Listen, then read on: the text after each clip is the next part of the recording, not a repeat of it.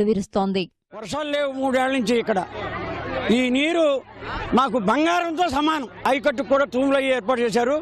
అవన్నీ కూడా మరి గోదావరి నీళ్ళంటే మాటలు కాదు. మన ముఖ్యమంత్రి గారి యొక్క సలహా వల్ల మేము శుభ్రంగా రైతులకి ఎంతో మేలు జరుగుతుంది. ఇప్పుడు ఈ వాటర్ వల్ల ఎప్పుడైతే ఓపెన్ చేశారో పంటలు బ్రహ్మాండంగా పండుతున్నాయండి. మా ఏలూరు మండలం, మాది ఏలూరు మండలంలో జాలిపూడి, చాటపర్రు ఇటు 8,500 ఎకరం బ్రహ్మాండంగా పంటలు పండిస్తున్నారు.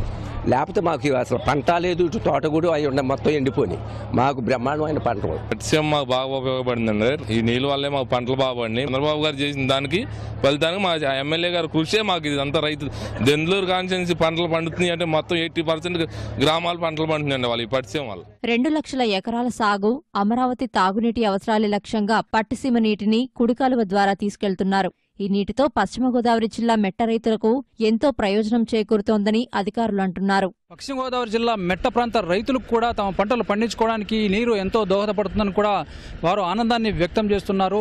మరి 2-3 రోజుల్లో కృష్ణా జిల్లా చేరే అవకాశం ఉందని కూడా అధికారులు తెలియజేస్తున్నారు. ప్రస్తుతం 3,000 క్యూసెక్కుల నీరు కుడికాలువ నుంచి కూడా కృష్ణా జిల్లా వైపు వెళ్తోంది. పశ్చిమ గోదావరి జిల్లా నుంచి కెమెరామెన్ రమణతో రాయుడు, ఈటీవీ న్యూస్.